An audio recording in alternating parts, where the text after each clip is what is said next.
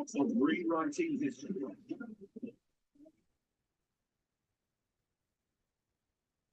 On the Sacramento Kings, you're watching the Kings post-game live. Greats, Deuce in the building. We'll get some reaction coming up in a minute. But Deuce, I'll say this. Sacramento Kings pay me handsomely. NBC Sports California pays me handsomely. But on this night, I don't want to do this show. There is nothing to talk about after what we just saw here. This is the worst loss of the season, and I'm upset. I'm frustrated. She got the box score right here. You got to give me the box score. You know what? I don't need the stinking box score. I don't need the stinking box score, dudes. What happened out there tonight is unacceptable. Give the Celtics credit. They put their hard hats on. They won the game. But our guys got to be better, dudes. We got to be better. Man, Al Draper's right.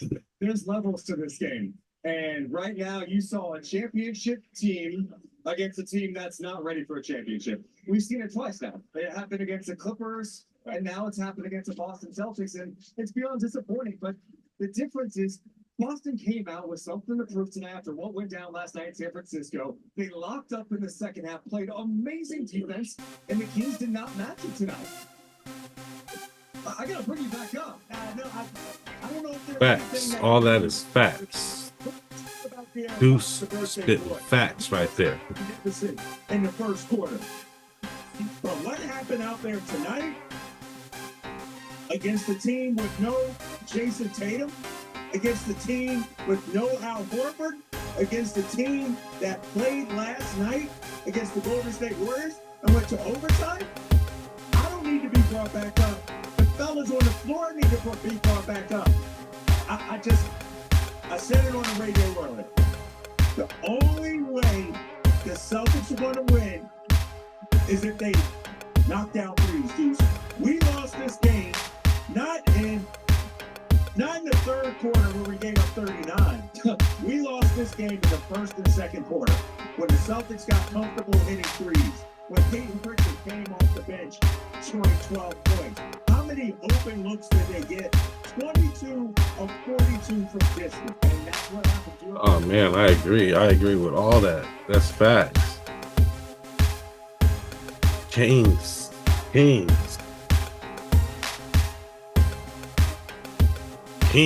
Get eaten up at home by championship contender Boston Celtics on a night where they don't even have Jason Tatum or Al Horford. They were still able to dominate the Kings. Did you see that? Did you see how bad the Celtics whipped up on the Kings?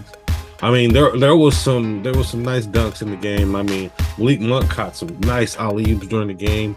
Even Keegan Murray caught an alley-oop.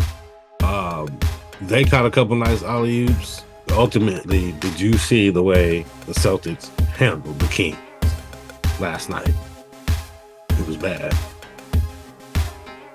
Last night, the Sacramento Kings lose at home to the Boston Celtics, 144 to 119, in a total beatdown and annihilation of the Sacramento Kings last night. What's going on, my folks, and all you Kings fans out there? It's your guy, Jay Wood, aka Shy the Man, back at you with another episode of the Kings Morning After, Midday Cup of Joe with Jay.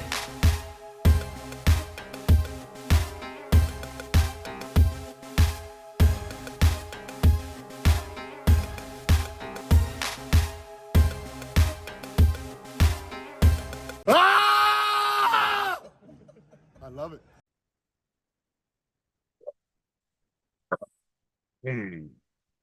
Man, it's strong coffee today. As you can see, I don't have my normal cup. We're working off the styrofoam cups today. Ooh, it's strong coffee today. I made it at home, but My son had a Christmas show today, so we walked up to the school. I brought my cup of Joe with me in a styrofoam cup today, working in style. And yeah, so I just repoured another cup of coffee in the styrofoam cup, and we'll just keep it moving like that. Today's cup of Joe is out of a Dixie cup today. Hey, these guys gave some really good commentary last night.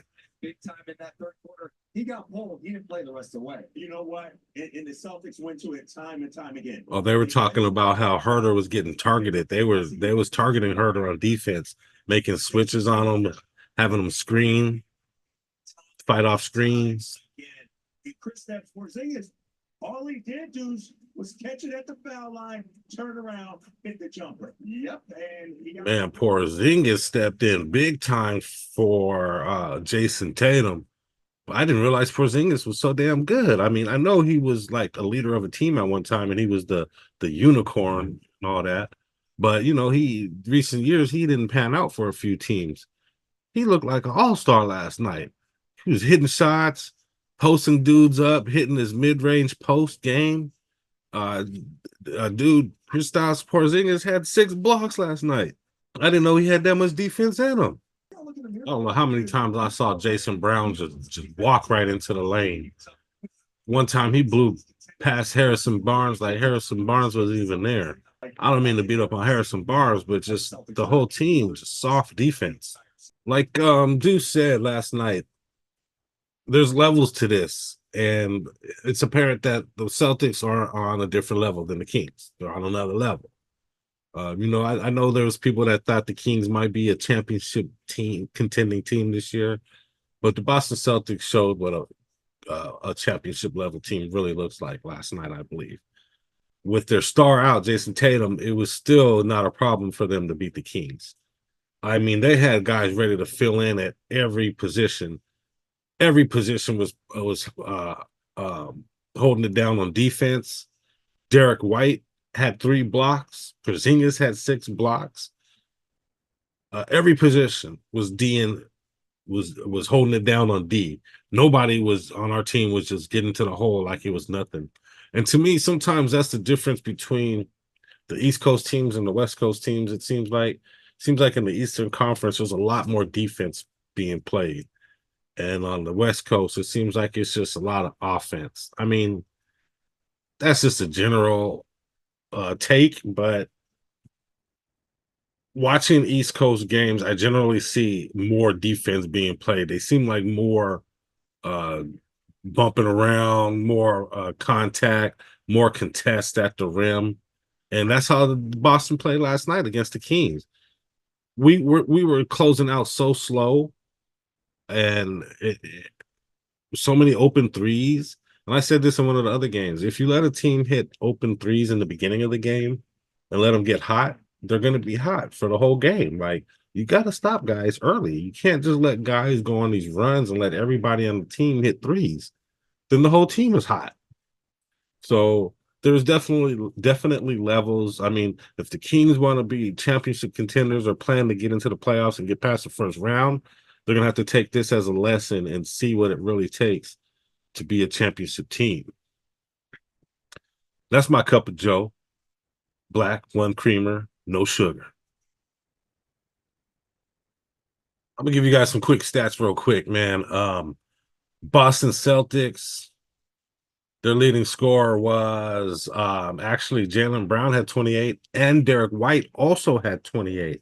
So Derek White kind of stepped in the place of Jason Tatum. I mean, Kristaps Porzingis was right there too with 24 points, 9 rebounds. Drew Holiday held his own with 21 points. Peyton Pritchard came in 6-man off the bench scoring 20 points. Them dudes came in ready to play. They came in balling. Drew Holiday had 10 assists on the night, 21 points, 8 rebounds, damn near a trip dub. Porzingis with 9 rebounds. Nemias Queta, old Sacramento King, even came in 6 points. He grabbed 8 rebounds down low for the guys. They found use for Nemias Queta out there. And the Sacramento Kings leading scorer was our guy De'Aaron Fox, 29 points, 3 assists, 3 rebounds. And then other than that, guys really kind of struggled to score against Boston. I mean, Boston's defense was good, but some of these guys seemed like they were pressing a little bit, like Domantas Sabonis, Harrison Barnes. Domantas Sabonis, he was trying. He was out there trying. He was forcing stuff, but he just couldn't get it clicking offensively. Domantas had 13 points, 10 rebounds, 8 assists, almost a triple dub, but just offensively, just really couldn't get it going. Keegan had 13 points. Harrison with 10 points. Kevin Huerter with 7 points.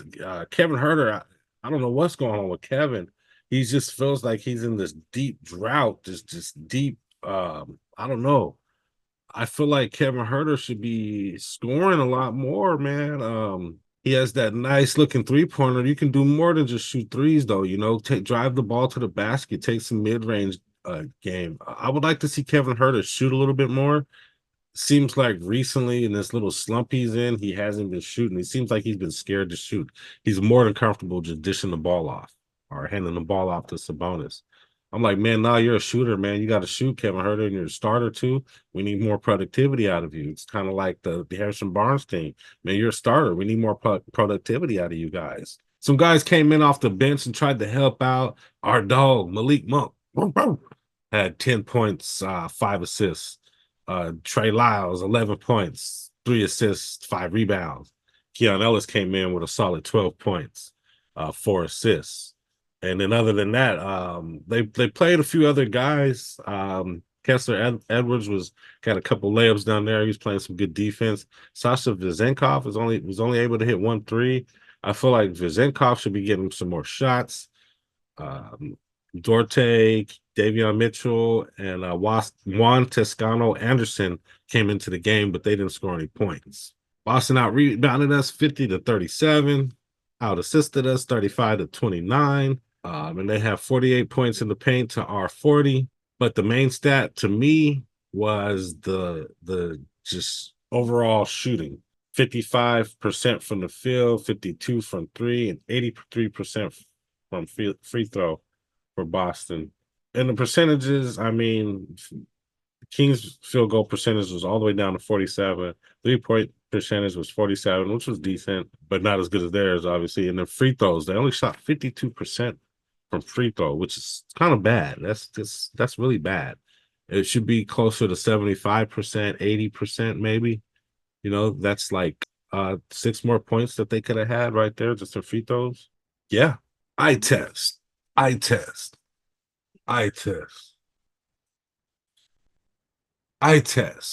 test for the day, not enough defense. Too much defense against them. You know, they're going to have to figure out how to play against these really good defensive teams. You know, they need to stick to their game, honestly. And that's using cuts, screens, and passing off of those. De'Aaron Fox driving when he can. When you got a team like this that plays you good one-on-one defense, you know, you got to get back to the two-man game. Drive to the hole, get some of those pocket passes going to Sabonis. If you can't drive to the hole, move around, screen, and cut. Get some passing going. We can't be stagnant against teams like this and only rely on 3-point shooting. We're going to have to go down low. We're going to have to learn get some mid-range going from mid-range game going from some of these other guys. And we're going to have to play way better defense. Bottom line, the Kings morning after, bottom line. Today's bottom line is, like Deuce said, there is levels to this, but I do believe the Kings can also play better than this. It's gonna take better defensive effort. It's gonna take closing out on guys better. It's gonna take attention to detail, I believe, on defense. Not just letting guys shoot in the beginning of games, rotating faster, rotating quicker, taking pride in not letting guys shoot, taking pride in the defense. So the Kings are still a good team. They're still a playoff team. They can still get out the first round of playoff, but they need to let these games be lessons to them on what it's really going to take to be a championship contending team. Next up, we have Phoenix Suns at home on Friday, December 22nd, 7 p.m. So currently in the standings, the Kings slid a little bit with that loss to 5th place at 16-10. The Suns are currently in 10th place at 14-13. They've had a few injuries and a little bit of cohesion problems, I believe. As we know, the Phoenix Suns are led by Kevin Durant, Devin Booker. They also have Bradley Beal, although Bradley Beal has been hit by the injury bug as of late. Joseph Nurkic, who plays Sabonis very well. I think we all know that. Grayson Allen. They got Bol over there, Eric Gordon. So they have some pretty good pieces over there in Phoenix. At one time, they were championship contenders. They were considered championship contenders by a lot of people in the media. I don't think it's quite like that anymore, although they are still a very good team and not a team that the Kings should take lightly. For the Kings to beat the Suns, they need to make sure they're obviously playing defense, closing out on these shooters, because the Phoenix Suns do have shooters. Kevin Durant and Booker, Bradley Beal if he plays, but I don't think Bradley Beal's going to be playing. And even Eric Gordon, who comes in off the bench and is a good shooter as well. Kings can't let these guys shoot. They're going to have to close out quicker on these guys. They're going to have to play solid D, and they can't let these teams get to big leads. The Kings have a hard time coming back, even though they've done it, coming back against some of these teams. Why put yourself through all the work, you know? Play solid defense, keep the game close. Or if you're in the lead, you know, play solid defense and keep the game away from the other team.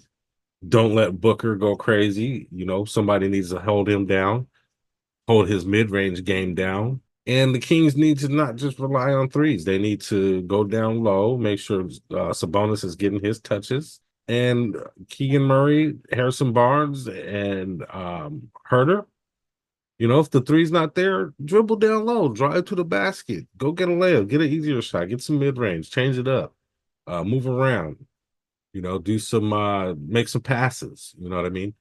And the Kings are good at passing, just in the losses, they don't do it. So they need to stick to their game in that way. I mean, that's how to beat the Blazers. All right, real quick, guys, we'll check the betting line. I'm not even going to bring up my last bets. I did horribly, lost all my money, which was like $5, $10, something like that. But tonight's betting line for the Sacramento Kings game is actually, it's not tonight. What am I talking about? The game is on Friday, so they're not going to have the Kings betting lines tonight on Friday. They usually put the odds for the basketball games out same day, so the odds will come out tomorrow actually for the Sacramento Kings game. If you guys want to do some sports betting, make some bets on the Kings game or any of the basketball games or any other sport, actually, use the link below. Check out Bet Us. And when you deposit, you get free money back. Use the link below, and it helps out this channel. All right, I have a couple questions for you guys. One of my questions is, do you still believe the Kings are a playoff team? And do you think they can get out of the first round? Especially after watching them play against this Boston team, who is a championship contending team, and seeing some of the losses that the Kings have had. They always seem to lose by big amounts. They don't hang on to teams. They get blown out, it seems like. So do you still feel the Kings are championship contenders, or actually playoff contenders? Let's start there. Do you think they can get out this first round? That's my question to you guys. Comment below. Answer the question below if you can, please. And if you actually post that answer, I'll post it onto my next video. Guys, that's about all I have for today. If you liked any of the content at all, if you got any information from me at all, if you're still watching to this point, I ask you, please press that like button and like this video. Also, if you like Sacramento Kings talk, Sacramento Kings news, you'd like to talk about Sacramento Kings basketball, please subscribe. We're also going to be live watching live games. And we'll have chat and comment and all that. So subscribe so you can be a part of that. We're new, but we're hoping to grow the Sacramento Kings community really big, and we would like you to be a part of it. So go ahead and subscribe for some fun stuff in the future. Also, share this content. Please share the content. It'll help the channel. and make a comment. Make a comment on anything. Comment on how I'm doing. Comment on what you think about the channel. Comment on what you think about the Kings, or comment on the question I asked earlier. Make a comment. It helps me out. My motivational statement, I've been using kind of the same motivational statement this week, and it goes like this. It's an old street spiritual. Don't talk about it, be about it.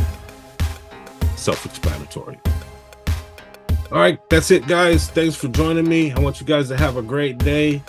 Hopefully you'll join me again in the future for another episode of The King's Morning After.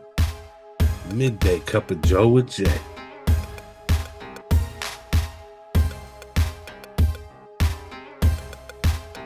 Ooh, that cup of Joe strong today. But anyway, I'm out. Check out these moves. Ooh. It's good.